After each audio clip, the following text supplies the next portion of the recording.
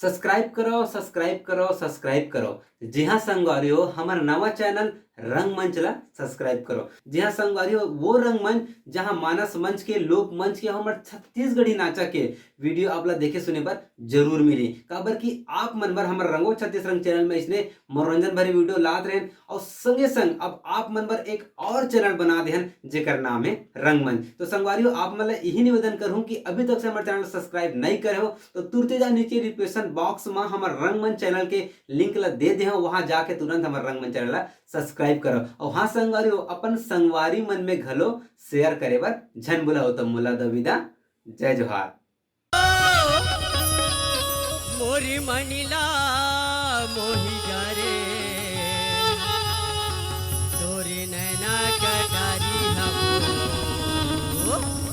मोला घायल कर डाले।